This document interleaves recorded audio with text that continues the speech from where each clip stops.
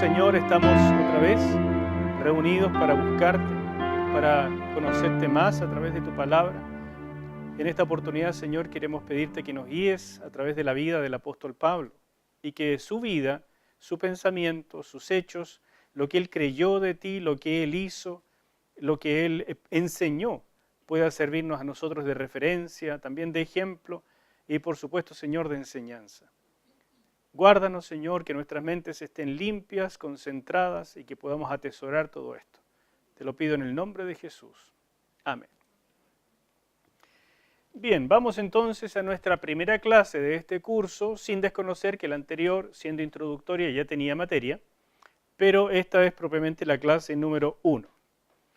Y vamos a comenzar con un breve recuerdo de lo que alcanzamos a ver en Nuevo Testamento 2, o sea, el curso anterior, para conectarlo, pero al mismo tiempo porque es importante. Nosotros vamos a ver aquí algunos pequeños datos del apóstol Pablo, de su vida, de su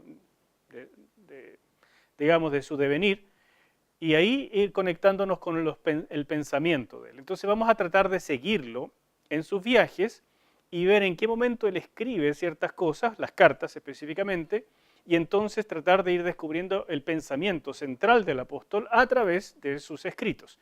O sea, no les voy a hacer teología sistemática de Pablo, que significaría, qué sé yo, vamos a hablar sobre la escatología paulina, o vamos a hablar sobre la soteriología de Pablo. No me interesa ese tipo de acercamiento en este curso, sino ir buscando a través de lo que él fue viviendo, de sus experiencias y sobre todo las controversias que tuvo que vivir. De ahí sacó los escritos y por tanto la enseñanza que está plasmada en las cartas y que llegó a ser la teología de la iglesia. Entonces, por favor, sitúense en el ambiente de que Pablo es un hombre que conoce muy bien el Antiguo Testamento, pero que está viajando en medio de un mundo que no conoce absolutamente nada de la Biblia y que si llegaran a conocer algo de la Biblia, o sea, en las sinagogas, los judíos o los temerosos de Dios, lo que conocen es el Antiguo Testamento, escrito en griego, o sea, la Septuaginta, y que no tienen idea de la teología sistemática que nosotros ya manejamos. La teología que en la iglesia es común. Cuando nosotros hablamos de la salvación, de que la salvación es por medio de la gracia de Dios y se adquiere, se recibe por medio de la fe, ¿no es cierto? No es por obras. O del papel de la cruz y todas esas enseñanzas que vienen de Pablo, él las está elaborando recién. Entonces no las den por hecho, sino que traten de ver cómo él las elabora y por qué las elaboró, en qué circunstancias, contra qué estaba luchando, para entonces desarrollar una idea teológica y a partir de ella contrarrestar el error que se veía. ¿De acuerdo? Eso es lo más interesante. Bueno, hablemos un poco de Saulo de Tarso. Saulo, ¿no es cierto? O Pablo llegó a ser después, pero su nombre con el que era conocido en el mundo judío era Saulo. Probablemente como homenaje al rey Saúl, porque Saúl era benjaminita igual que Pablo. Benjaminita es su origen. Uno nace así como en una familia, también nace en una tribu dentro del mundo judío. Pero fariseo, eso ya es elección. Él eligió la secta o el partido o la forma de judaísmo que él sintió que era la correcta. Porque él pudo haber sido saduceo, esenio y tantas otras cosas que habían en aquella época. Pero él escogió ser fariseo, la más rígida, la más bíblica, si se puede decir, la más fanática hasta cierto punto, dogmática y sobre todo legalista de aquel entonces, pero sin duda la que tenía un mayor apego a la escritura. Él vivió en la diáspora porque Tarso es de la provincia de Cilicia, en el norte de Palestina, y eso significa algo muy importante. Fíjense que piensen en un judío, su padre, el papá de Pablo, viviendo en la diáspora, o sea, fuera de la Tierra Santa. Entonces, ¿cómo convive un judío en aquella época? Primero que nada, los judíos no solamente salieron de Palestina por expulsiones, ellos han sido comerciantes toda la vida, entonces donde había comercio, ahí iban. Al papá de Pablo, o el abuelo, quién sé yo cuándo fue, pero salieron, y entonces en este comerciar empiezan a darse cuenta que necesitan idiomas, aprenden otros idiomas, se dan cuenta que hay otras culturas, y se dan cuenta también del peligro, de la convivencia con otras culturas. Entonces se cierran las colonias judías en su forma de ser, se protegen, se casan entre ellos, pero tienen que convivir con los demás. Entonces conocen las costumbres gentiles y al mismo tiempo las rechazan. Entonces están todo el tiempo en esta situación de gueto, de un clan, ¿no es cierto?, bien cerrado, pero conviviendo. Entonces esa forma de Pablo, de Saulo, aprendida en la práctica, en la convivencia, donde ya conoce la cultura de la época, pero al mismo tiempo la tiene bastante ahí nomás, ¿no es cierto? Porque él no quiere dejarse permear por eso. Sin embargo, en algún momento su padre o su abuelo, yo no lo sé, adquirió la ciudadanía romana y Pablo la adquirió de nacimiento, por herencia, porque era prerrogativa de todo ciudadano romano el poder heredarlo a sus hijos. Si el papá de Pablo la compró o cómo fue, no se sabe, pero muy probablemente por ser judío la tuvo que comprar. Y comprar eso era algo extremadamente caro en aquel entonces. Entonces se ve que era una familia bastante acomodada. Y uno se engaña pensando de que solamente era un hacedor de tiendas. Ese era su oficio, porque todos los judíos aprendían de niños un oficio. Pero el oficio no significa su estándar económico. O sea, uno puede ser un hacedor de tiendas así itinerante como Pablo, que lo hacía para sobrevivir, o tener un negocio de hacer tiendas. Y lo más probable es que el papá de Pablo haya sido un hombre acomodado, si es que fue él quien adquirió la ciudadanía romana. Era un fariseo también educado en Jerusalén, dice la Escritura, a los pies de Gamaliel, lo que significa algo muy importante. Significa, en primer lugar, que era un hombre muy inteligente, porque no cualquiera podía ser aceptado por uno de los más famosos rabinos que haya existido. En segundo lugar, que fue a prepararse a Palestina, y eso le daba un estatus y le daba también una proyección. O sea, Pablo, fariseo y preparado con Gamaliel, pudo haber llegado a ser un escriba, por ejemplo, de la zona de Judea, de Jerusalén, del templo, todo eso. Obviamente no podría haber llegado a ser un sacerdote, porque no era levita, pero podría haber llegado incluso a ser miembro del Sanedrín. Y hay escritos que dicen, aunque no se puede comprobar, que Pablo estaba estudiando precisamente para llegar a ser miembro del Sanedrín, que es lo más importante, lo más calado del liderazgo judío, los 70 de Jerusalén. Y a propósito, ser miembro del Sanedrín en aquella época exigía que la persona fuera casada. Entonces, a Pablo nunca se le menciona una esposa, pero no sabemos realmente por qué. Perfectamente pudo haber sido abandonado por su esposa a causa de su conversión. Y todo lo que él cuenta en 1 Corintios capítulo 7 acerca del soltero o del que ha sido dejado por el inconverso y entonces quédese sin casar, todo eso, muy posiblemente él lo vivió en carne propia. ¿De acuerdo?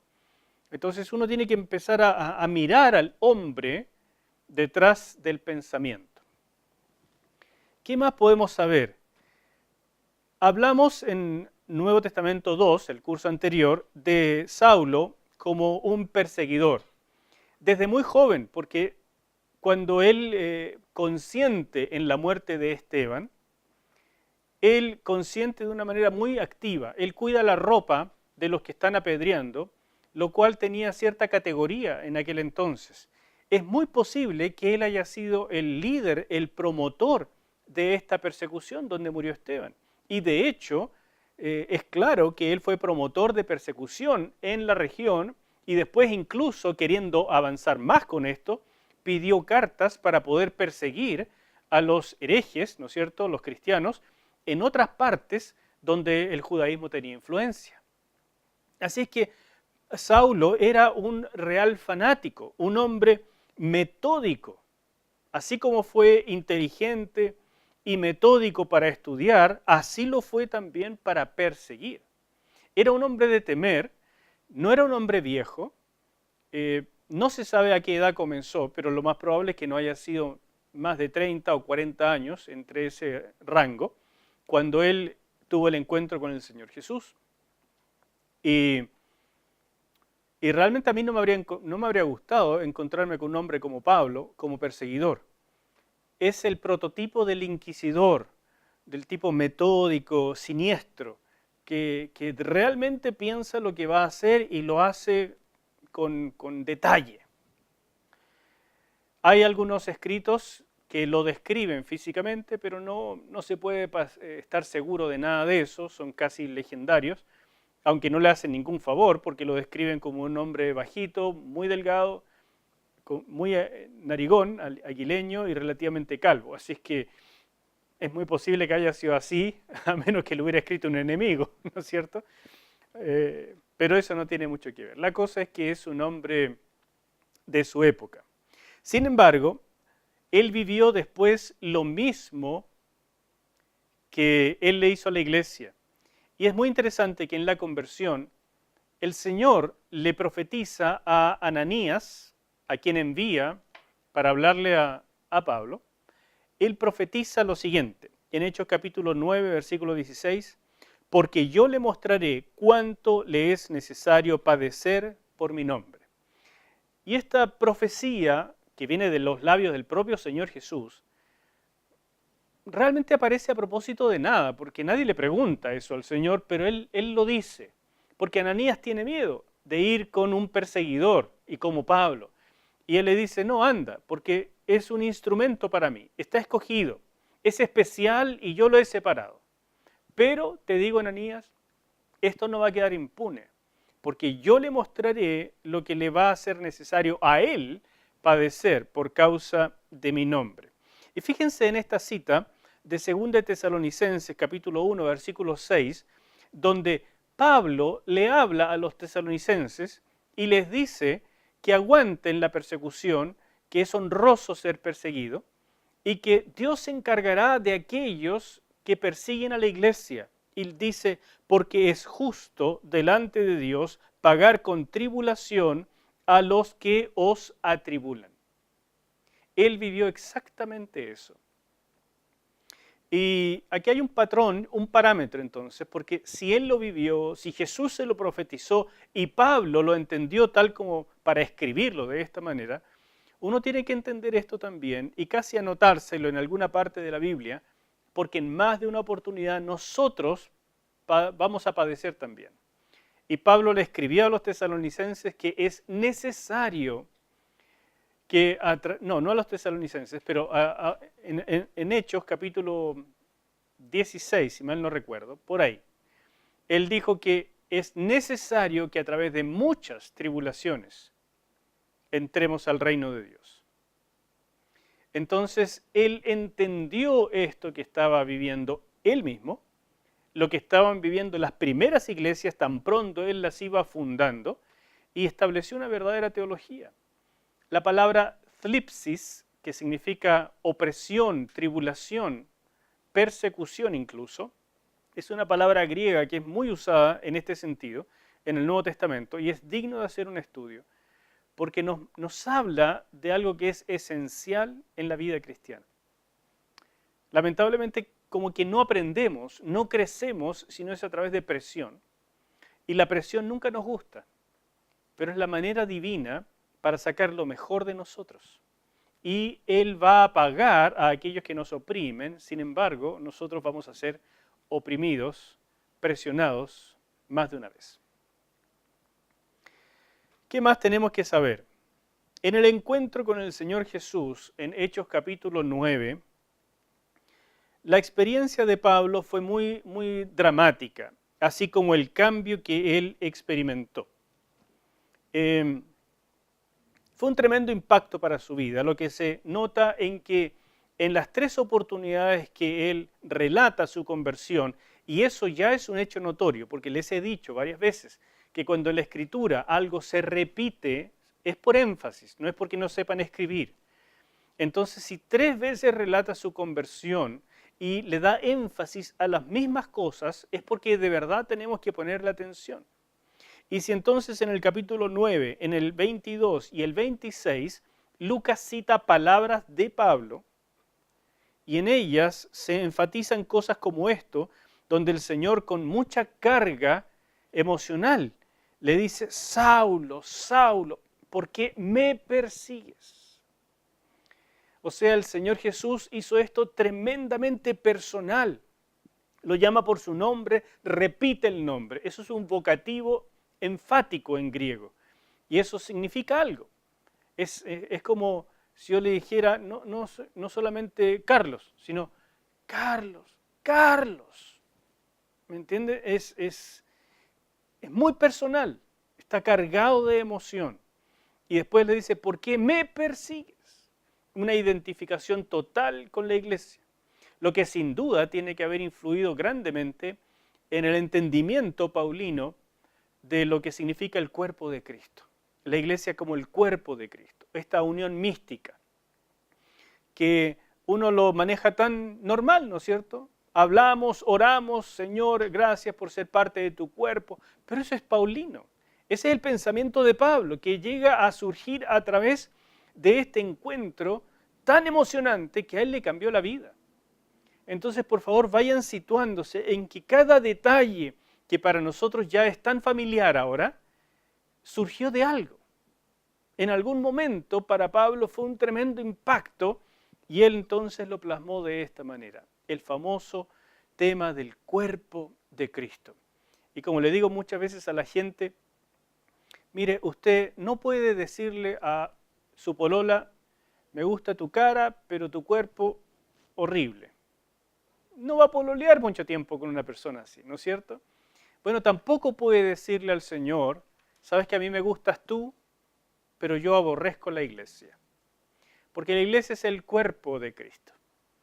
Y uno tiene que entender que si va a amar a Cristo de verdad, tiene que amar a la iglesia con todos los defectos que tenemos, con todas las cosas que estamos creciendo, y que cuando alguien llega, ese alguien hace la iglesia más imperfecta todavía.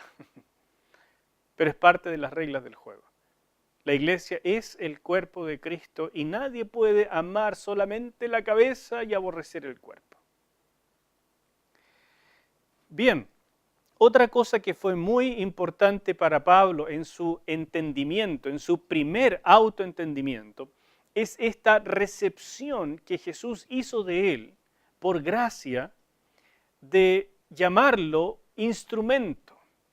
Y entonces dijo con mucha claridad: en algún momento Pablo entendió que debía dejar de ser Saulo y él comenzaba a ser Pablo, el pequeño, el de nombre latino, el que iba a los gentiles y que su vida se había dado vuelta por completo, que a Dios los planes de ser tal vez miembro del Sanedrín, de ser una persona importante en el judaísmo, a Dios los planes del comercio con su padre, a Dios los planes, si es que los tenía, de una familia, de una mujer, a Dios con todo eso, porque el Señor lo estaba llamando para algo completamente diferente. Y en ese entendimiento, él se cambió el nombre. Y en algún momento, en Hechos capítulo 13, versículo 9, dejó de llamarse Saulo, y para mayor identificación con el mundo gentil, comenzó a llamarse Pablo, Paulus. En 1 Timoteo capítulo 1, versículo 13 dice: habiendo yo sido antes blasfemo, perseguidor e injuriador, mas fui recibido a misericordia, porque lo hice por ignorancia en incredulidad. Él está completamente consciente de que fue un hombre perverso, de que estuvo terriblemente equivocado, y él entendía también que no lo hizo de malo, por así decir, sino por ignorancia, pero que fue recibido a misericordia y no a juicio, como podría haber merecido. Entonces le pongo esta imagen que he usado muchas veces ya, de Pablo cayéndose del caballo en este encuentro con el Señor Jesús en el camino a Damasco. Porque de verdad, hermanos, cuando uno tiene un encuentro poderoso con Cristo y Él viene a cambiarle a uno la vida, lo que no debe hacer es volver a subirse al caballo, tomar las riendas y seguir adelante por las mías. Y déjeme decirle que esto que lo he dicho tantas veces, a ustedes ya les debe estar sonando, pero no puede entrarles por una oreja y salirles por la otra. Porque de verdad, chiquillos míos, en la iglesia de hoy, una iglesia occidental bastante liviana, hasta diríamos superficial, sin persecución hace mucho tiempo y por lo tanto poco refinada desde el punto de vista espiritual, la gente está súper acostumbrada a recibir del Señor lo mejor, lo que necesita, y después seguir en la vida conduciendo su propio caballo. Y hermanos, este no es el cristianismo que el Señor espera. Él de verdad espera un cristianismo de entrega radical, de no volver a subirse al caballo, dejarle el control al Señor y que Él pueda conducir mientras yo lo sigo. Entonces es una ilustración magnífica que uno de verdad tiene que aprender. Romanos capítulo 1, versículo 1 dice, Pablo, siervo de Jesucristo, llamado a ser apóstol, apartado para el evangelio de Dios. Este es el autoentendimiento del apóstol. Fui recibido a misericordia, fui llamado a hacer algo muy especial, apartado para el evangelio. Continúo con este mismo tema en 2 de Timoteo capítulo 2, versículos 20 al 21. Pero en una casa grande no solamente hay utensilios de oro y de plata, sino también de madera y de barro. ¿Cuál creen ustedes que se considera él? ¿Los de oro o los de barro? ¿No es cierto? Y unos son para usos honrosos y otros para usos viles. Así que si alguno se limpia de estas cosas, será instrumento para honra, santificado, útil al Señor y dispuesto para toda buena obra. Aunque él se consideraba barro en las manos de Dios, sin embargo se consideraba un utensilio útil, un instrumento para Dios. Y él sabía que había sido apartado. Toda la vida le pesó el haber sido perseguidor de la iglesia. Y él lo mencionó 3 veces en el Nuevo Testamento, en sus cartas. Sin embargo, él siguió entendiendo que por la gracia, por la misericordia, él fue recibido por Dios y tenía un papel en los planes del Señor. 2 Corintios 4:7, pero hermanos, tenemos este tesoro en vasos de barro, para que la excelencia del poder sea de Dios y no de nosotros. Tenemos un tesoro en vasos de barro. Él el primero, ¿no es cierto? Pero también es un recordatorio para nosotros, para que no nos creamos tanto moneditas de oro, vasitos de oro, sino mejor vasijas de barro, pero con un gran tesoro adentro. Y Gálatas 1, 15 al 16, pero cuando agradó a Dios, que me apartó desde el vientre de mi madre y me llamó por su gracia. Mire, él tiene esta conciencia desde que muy temprano, desde el vientre de su madre, Dios ya lo había escogido, como dijeron los profetas de antaño. Entonces él entendió que haber sido perseguidor fue un terrible error y lo hizo por ignorancia, pero que Dios tenía algo con él desde mucho antes de que él se diera cuenta siquiera. ¿Y para qué lo separó por la gracia? Para revelar a su Hijo en mí. Note esto, no solamente a través de mí, en mí, por mi propia vida, por mis propios padecimientos, Dios va a revelar a su Hijo. Para que yo le predicase entre los gentiles, entonces no consulté, etcétera, etcétera. ¿Se ve? Esta es la personalidad tan fascinante del apóstol, una personalidad de grandes, grandes cambios, una personalidad que no es solamente un cambio en 180 grados. No es que Pablo era un perseguidor y de pronto se volvió amigo. No es solo eso. Y no es que antes era un fanático perseguidor y ahora es un fanático canuto. No, no es eso. De ser un fanático perseguidor pasó a ser un hombre con una flexibilidad, hermanos, con una flexibilidad de lograr el concepto más exquisito que existe en la Escritura acerca de la gracia. De entender la relación del pacto nuevo con el pacto mosaico, que sinceramente les digo, no creo que haya otro escritor del Nuevo Testamento que lo haya podido plasmar tan claramente como él. Los estamentos sociales, la flexibilidad de Pablo con las mujeres, por ejemplo, alzándolas, realzándolas, protegiéndolas, incluyéndolas, a diferencia del mundo judío y del mundo gentil. Pablo es un revolucionario social. La manera en que se refiere y se relaciona con los esclavos. O sea, la flexibilidad de este hombre después de su conversión es algo exquisito. De fanático pasa a ser verdadera arcilla en las manos del alfarero. Y donde Dios lo dirige, para allá va.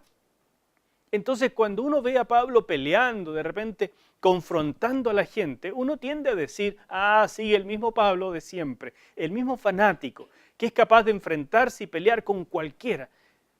Mire, esa rudeza y esa fuerza del apóstol para defender las convicciones que tan profundamente ha permitido que Dios clave en su corazón por revelación directa, no porque alguien se lo contó, habiendo tenido que cambiar toda su estructura mental y de vida, claro que está dispuesto a defenderlo hasta la muerte, pero no por su propio orgullo.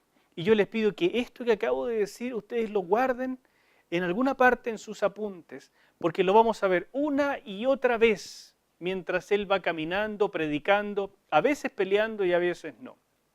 Y por ejemplo les muestro un detalle. Cuando Pablo es azotado en Filipos, cuando él está en la cárcel y ya le dicen, ahora suéltalo, deja que se vaya. Él ha sido azotado y él ha sido encarcelado injustamente. Y cuando le dicen, ya, chao contigo, entonces él dice, a un ciudadano romano lo van a echar como un ladrón así en la noche, cuando sin juicio me azotaron públicamente, lo que no es permitido para un ciudadano romano, y me encarcelaron sin sentencia. ¿Por qué no dijo que era ciudadano romano antes de que lo azotaran? Tome ahí eso como un detalle, porque a veces uno lo lee y no se da cuenta de ese pequeño, gran detalle. Pero Pablo usa su derecho cuando es en beneficio del Evangelio, pero cuando no es necesariamente en ese sentido, él prefiere recibir lo que viene y prefiere identificarse. O sea, en público él se identificó con el pueblo judío, se identificó con los creyentes, no quiso ser mejor que nadie ni aprovechar nada, pero en privado, cuando ya lo iban a vejar más todavía, él dijo, fíjense lo que han hecho. Y aprovechó de usar ese derecho para proteger a los hermanos de Filipos, para que no les fuera a pasar nada, amenazando casi solamente con decirlo, fíjense lo que hicieron conmigo, ojo que esto es grave en el Imperio Romano, así es que cuídense de seguir intentándolo con los que quedan. Así es que, sin embargo, él recibió 40 azotes. ¿Quién ha recibido alguna vez un varillazo en su vida? Ahora imagínense 40 sistemáticamente. Le dejan la espalda hecha pebre. Hablemos brevemente del legado de Pablo. En los primeros 14 o 17 años desde su conversión, que fue aproximadamente el año 34, según nuestra cronología, otros piensan por ahí por el 31, trabajó en Damasco en primer lugar, donde mismo se convirtió. Y después se fue a esos 3 años de Arabia, ¿no es cierto?, de meditar, para entender, para entenderse. Y después se fue 15 días a Jerusalén y ahí lo mandaron al norte, a su propia tierra, a Tarso, de vuelta. Y lo mandaron básicamente porque en esos 15 días en Jerusalén revolvió la ciudad entera y tuvo un ministerio importante en solo 15 días. Así que los hermanos lo tomaron, lo empaquetaron y para afuera, porque estaba realmente revolviéndola mucho. Y en Tarso, en la región de Cilicia y también en la región de Siria, donde estaba la primera iglesia misionera, ¿no es cierto?, Antioquía, posiblemente también en Galacia, porque de verdad este hombre fue muy inquieto y en estos 14 años más o menos, él trabajó cualquier cantidad. Después lo fue a buscar Bernabé y trabajó bastante tiempo enseñando y muchas cosas que vimos en el curso anterior en Antioquía. Así es que desde su conversión lo que vemos es una pulga de evangelización. Es un tipo que iba para allá, para acá, predicaba y mientras tanto él se autosostenía. Yo estoy impresionado de volver a leer las cartas como él defiende su apostolado en que no fue nunca gravoso a nadie. Él se sostenía a sí mismo. No era como los predicadores ambulantes que predicaban y después tiraban la mano. No era como los falsos apóstoles que empezaron a pulular por todas partes y que llegaban y le comían todas las cosas a la gente a cambio de enseñanza. No eran como los rabinos de la época que hacían discípulos y los discípulos tenían que sostener a los rabinos. No, él se sostenía a sí mismo y eso era su honra. No tener que depender de nadie para hacer el trabajo que Dios le dijo. Pero eso, hermanos, es un trabajo enorme. Predicar en todas partes, recibir insultos, persecuciones, después tratar de hacer una clientela, lograr algunas ventas y con eso poder comer en el día y seguir predicando. Y después hacer discípulos y de esos discípulos levantar ancianos y establecer una obra y partir para la siguiente.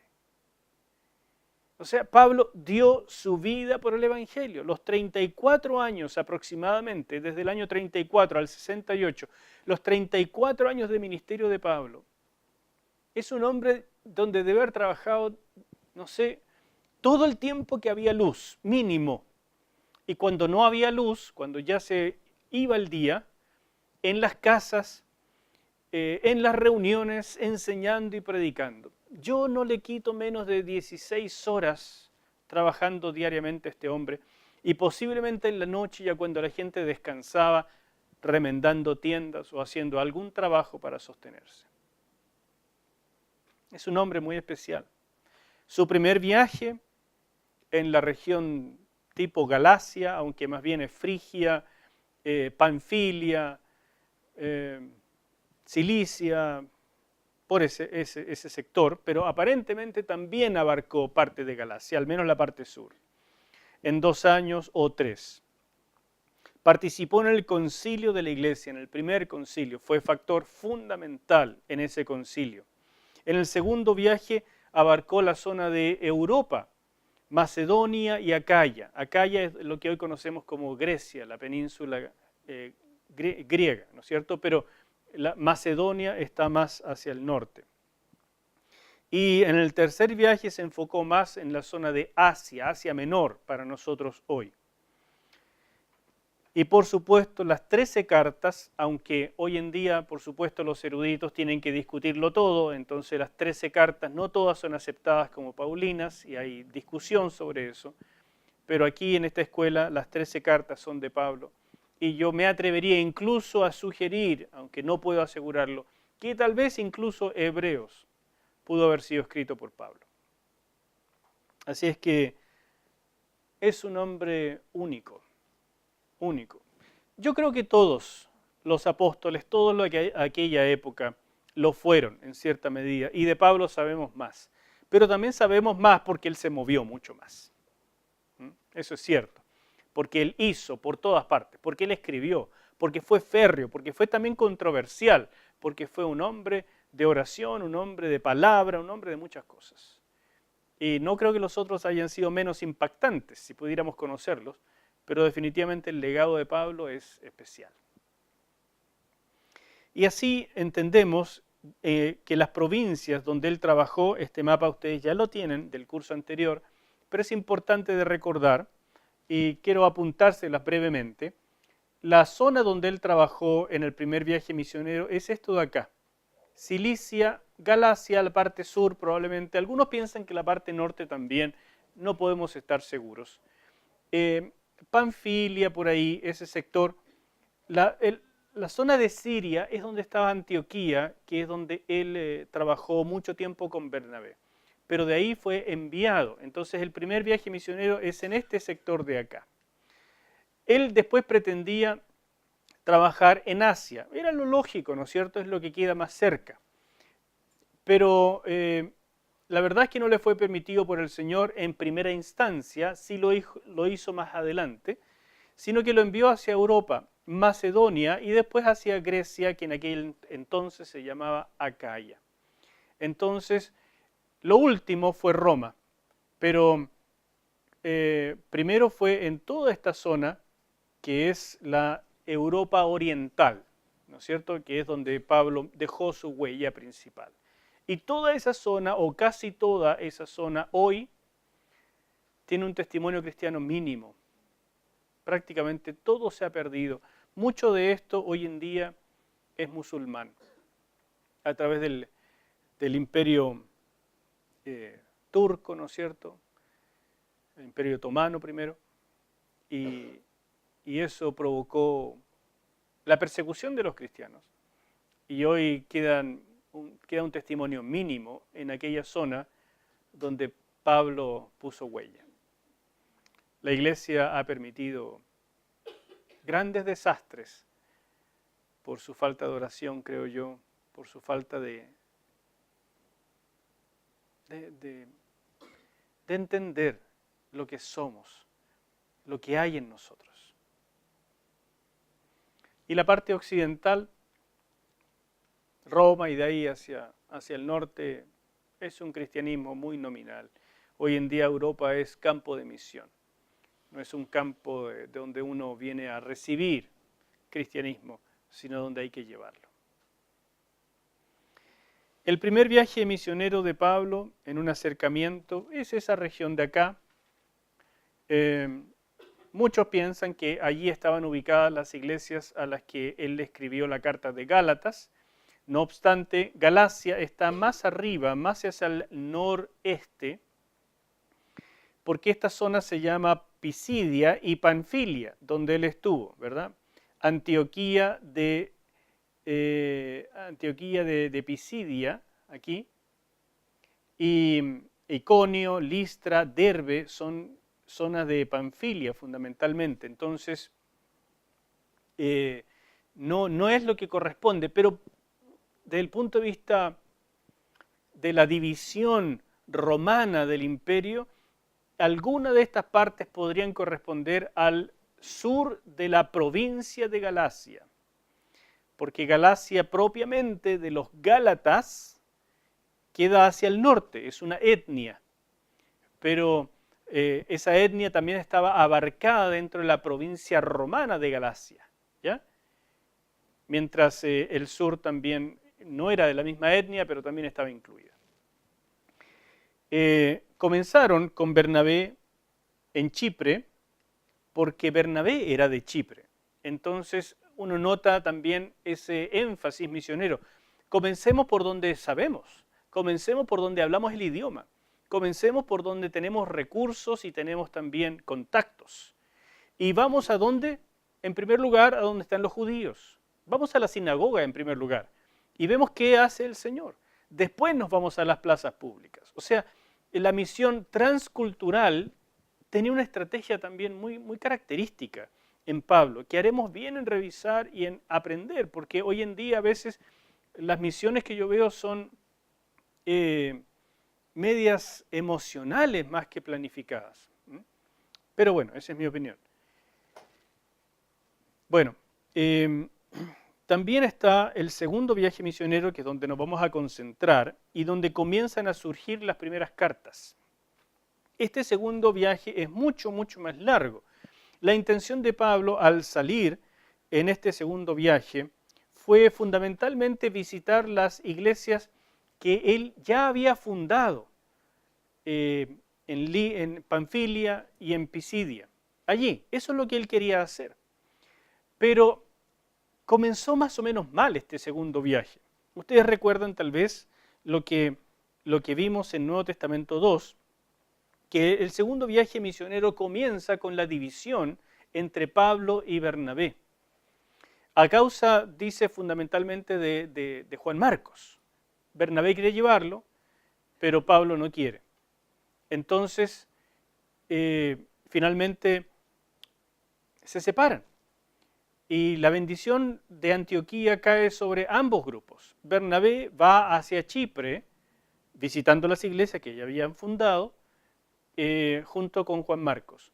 Pero Pablo escoge a Silas, que él sistemáticamente en las cartas lo llama Silvano.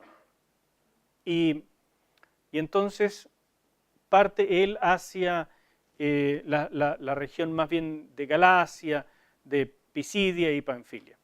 Y allí él quiere pasar a Asia, esa es su intención. Pero el Espíritu Santo no se lo permite y lo manda a Macedonia a través de un sueño. Entonces él deja esta región y va hacia la región de Misia, y en el último puerto de la región, en Troas, aparentemente allí se les une Lucas y comienza el viaje misionero número 2 hacia Europa. Entonces cruzan de acá, cruzan este estrecho hacia Samotracia, en Neápolis, y llega a la primera ciudad importante de Macedonia, que es Filipos. ¿De acuerdo? Y ahí comienza costeando por las ciudades portuarias, dirigiéndose en primer lugar hacia Tesalónica, que era el puerto más importante de Macedonia, y de ahí sigue por los otros puertos. Los otros puertos importantes, los tres puertos importantes de la época eran Tesalónica, Corinto y Éfeso. Esos son los puertos que realmente, donde vemos que tenía clara la película Pablo, y allí entonces él estableció enclaves. El tono de independencia de Pablo en sus cartas acerca de Antioquía y más bien de relación con otras iglesias hacen ver que la separación fue bastante potente y que él ya no se consideraba tanto bajo el paraguas de Antioquía ni de Jerusalén, sino un misionero mucho más independiente, dirigido por el Espíritu Santo. Quedemos hasta aquí un momento y volvemos en unos minutos.